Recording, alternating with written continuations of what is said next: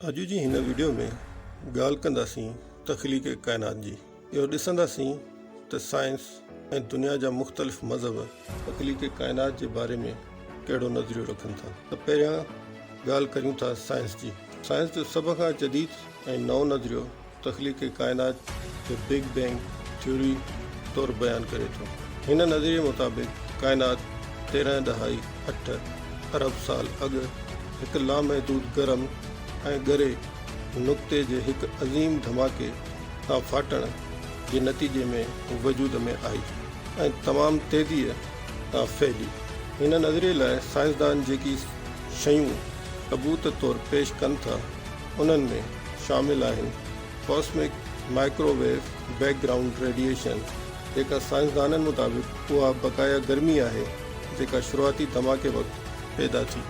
ॿिए नंबर ते जेका शइ सबूत जे तौर ते साइंसदान पेश कनि था उनखे एविडेंस ऑफ लाइट एलिमेंट्स या रोशनी जे अंसरनि जे घणाई जहिड़ो हाइड्रोजन ऐं हीलियम बिग बैंग खां पोइ पहिरें चंद मिंटनि में इहे ठही चुका हुआ।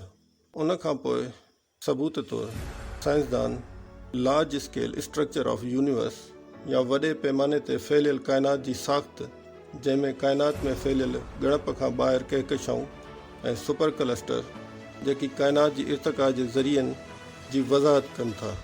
उन खां पोइ ॾिसूं था त मुख़्तलिफ़ मज़हब काइनात जी तख़लीक़ जे बारे में छा नज़रियो रखनि था।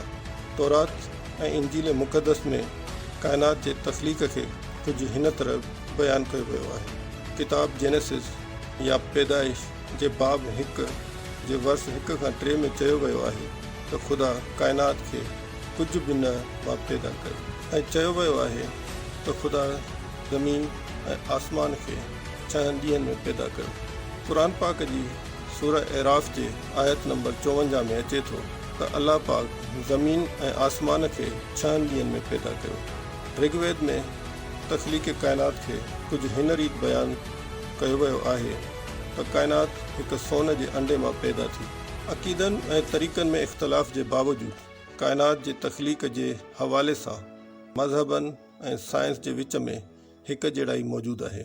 अक्सर मज़हब ऐं साइंसी नज़रिया उन ॻाल्हि ते मुतफ़िक़ आहिनि त काइनात जो हिकु शुरूआती नुक़्तो हुयो, पोइ उहो बिग बैंग हुजे या ख़ुदाई तख़लीक़ वारो वाक़ियो।